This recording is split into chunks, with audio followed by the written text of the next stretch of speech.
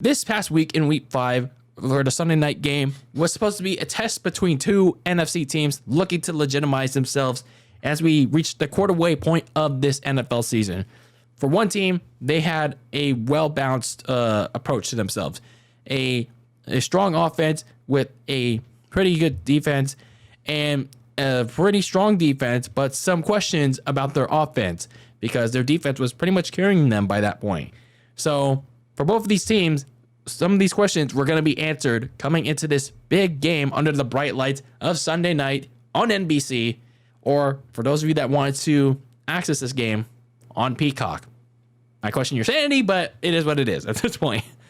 But anyway, this game between the Dallas Cowboys and the San Francisco 49ers in Santa Clara, I guess, it was supposed to be a test between both of these teams until it wasn't.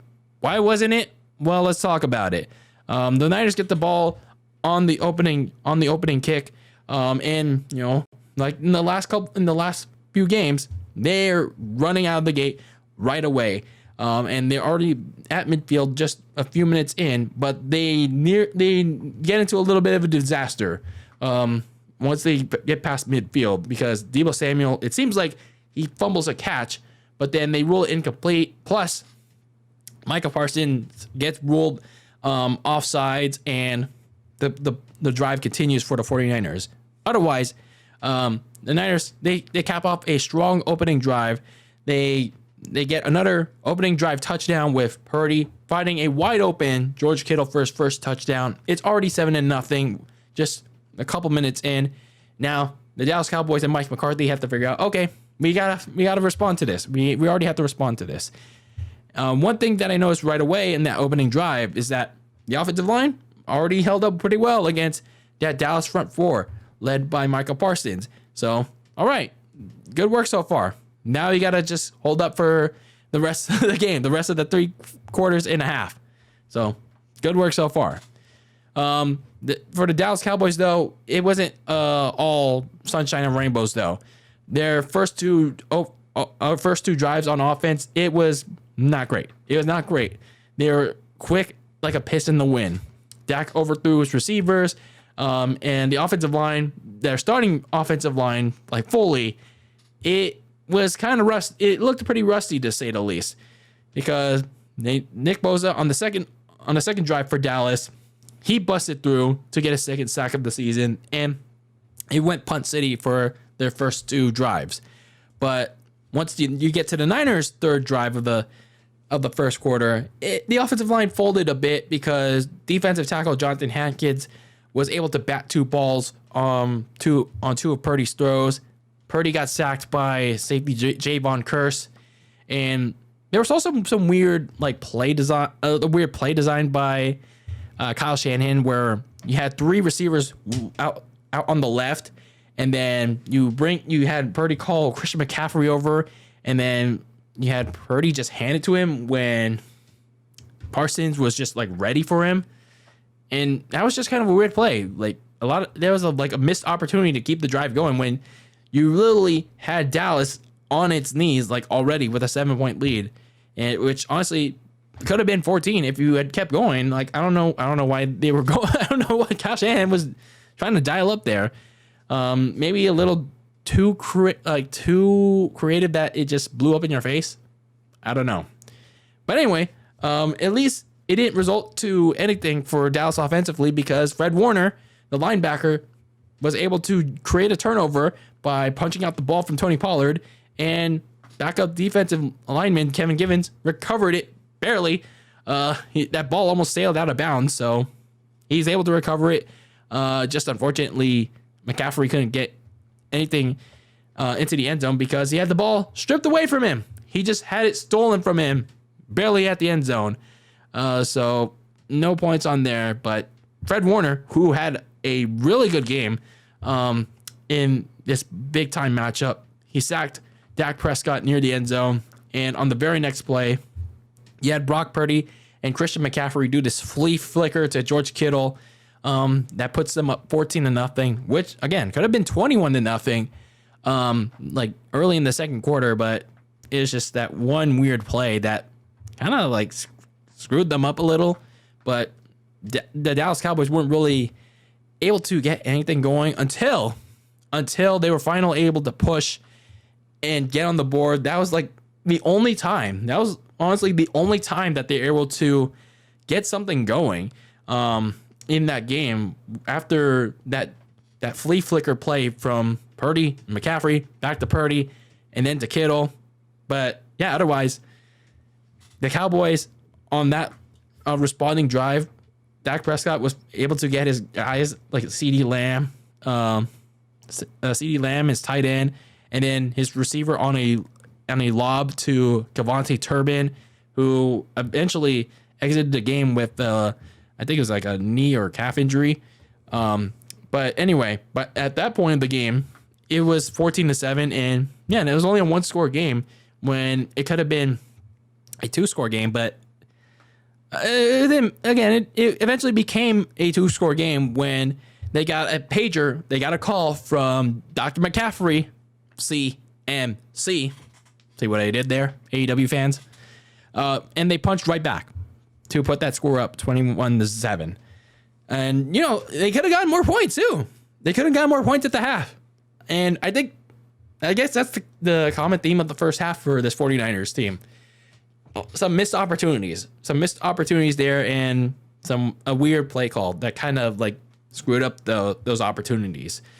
So they could have been up 28-0, but I mean, there's not really too much. There was a little to complain about, a little to criticize about, but I mean, at least for Kyle Shanahan, he redeemed himself a little, some with the bounce back calls that gave him like some breathing room. But going to halftime, you know, Dallas was going to make some adjustments, but obviously, I guess slowly but surely, maybe he's learning a little bit on him having his own adjustments of his own that, hey, we got to get some points on the board. We got to keep being aggressive. I guess finally now he's starting to realize that, I can't be conservative anymore. And that's exactly what happened in the third quarter, that, you know, Dallas put on a modest opening second half drive. You got CeeDee Lamb finally getting his first catch in the second half, but that was only resulted in a field goal, and the Niners made him pay for it. Purdy continued to show off his mid-range power. He's still getting those clean-ass throws in.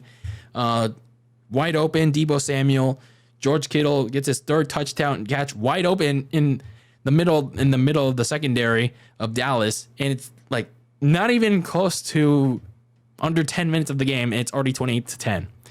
So, and then you have Dak Prescott like immediately on the next play go yeet it to his receiver Brandon Cooks, like yeet it downfield, and Tashawn Gibson, the safety, gets an interception. Like, dude, where are you throwing it to? Where are you throwing it to? I know you're throwing it to Brandon Cooks, but like he overshot it. He clearly overshot it.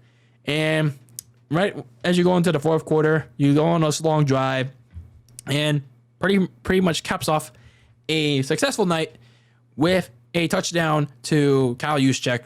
It was 35-10 at that point, and then Fred Warner and backup running back Jordan Mason pretty much put the cherry on top with that feeling, with an interception and a touchdown to put the final ass whooping 42-10.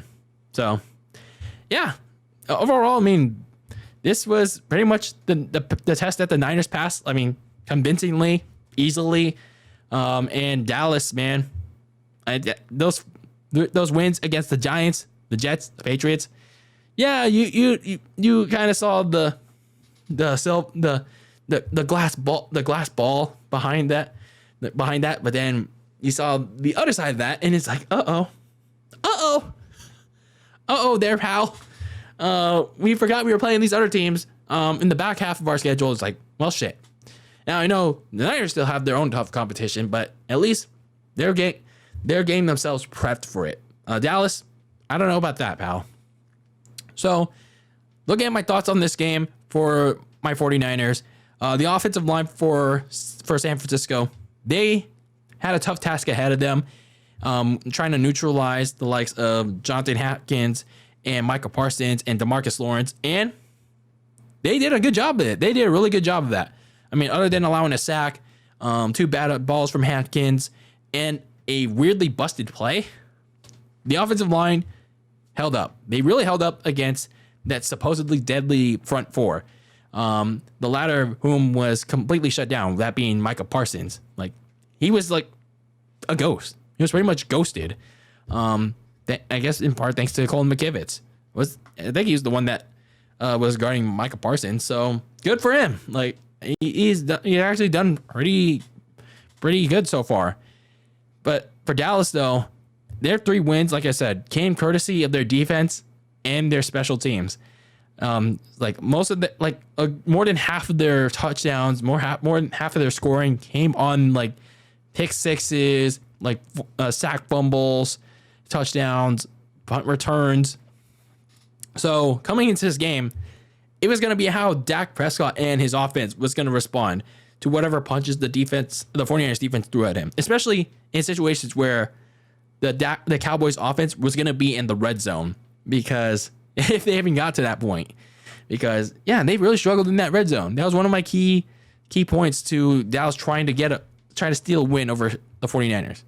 Well, it's safe to say that Dak and his group completely failed. They have completely failed this test. They got more than just an F.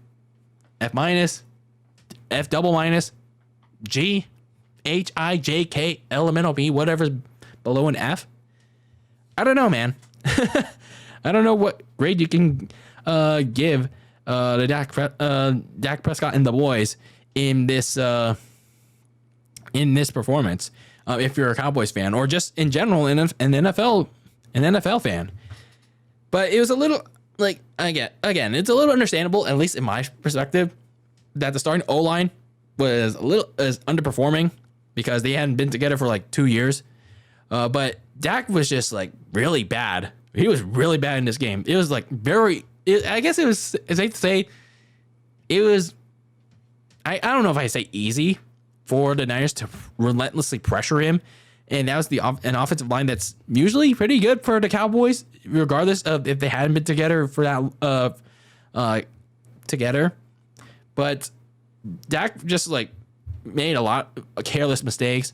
He overthrew it often, and he was just bad. He just let down the team in this game, and it doesn't get any easier for the Cowboys if they don't turn it around especially on offense. They're going to get mollywopped just in a similar manner like they did to the 49ers. And they're facing tougher teams down the stretch. Next week is the Clippers.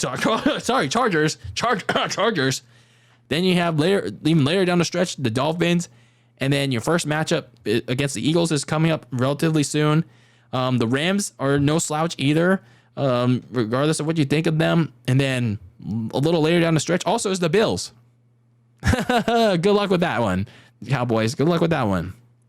Going back to my 49ers, I know we talk a lot about Nick Bosa and how he's one of the most important players, if not the most important player, for the 49ers defense. But in my opinion, at least on the other side of the 49ers defense, in terms of the secondary, I think it's the most important on that player on that part is Fred Warner, because looking at him, like looking at Fred Warner, this game is like kind of a personification of why he's like the glue that keeps everything together in that secondary, because like he can read like the quarterback, the offensive line, and he's just like flying everywhere down the field, whether it's like in the middle of the field or like rushing the quarterback or like chasing after Dallas receivers, like even like deep downfield. So it's crazy that he's just scrambling everywhere and making all these plays happen. So he really came to play, and like for much of the first half, he was like the one of the few guys, if not the only guy, keeping his defense in the game. Yeah. So he can create and capitalize on turnovers, such as creating the Tony Pollard fumble and then capitalizing on Travis Ward's deflected interception. And that was, at least for the interception in the fourth, that resulted in points. And then last thing before we wrap up this recap, the defensive front, it's only going to get better. It is only going to get better, at least on paper. Because obviously, for some of you that don't know, and I didn't talk about this in my preview, the Niners made a trade on the Friday before this game, and that trade was for a linebacker from the Denver Broncos, Randy Gregory, a former Dallas Cowboys player and now former Broncos player, he was a very good edge rusher when he was in Dallas, but Denver, he was pretty disappointing, especially after getting that big fat contract a year ago. I don't know, was it a year ago? Oh no, it was this year. I think it was this year, wasn't it? Someone remind me about that. But yeah, Randy Gregory, he's a very good edge rusher, but he's had a recent history of injuries. But if he can perform like he did in Dallas when he was with Dallas, and not how he did in Denver, this defensive line rotation, it's gonna get even deadlier. It's gonna get even better. It's gonna get even better as the year progresses, and more importantly, it's gonna help out the secondary. If John Lynch, I'll say this, is a little bit of flack I give John Lynch about not getting some like corner help in the secondary. If he can make a little bit of a trade in the secondary, maybe get a little bit more help with Charvarius Ward, then yeah, maybe this Warriors defense can really put a stranglehold on its opponents. So looking at my players of the game real quick, Brock Purdy, he was 17 of 24 on his passes, 4 touchdowns. 3 of those went to my other player of the game, my tight end, George Kittle. 3 touchdowns on 3 of his 3 catches from Purdy.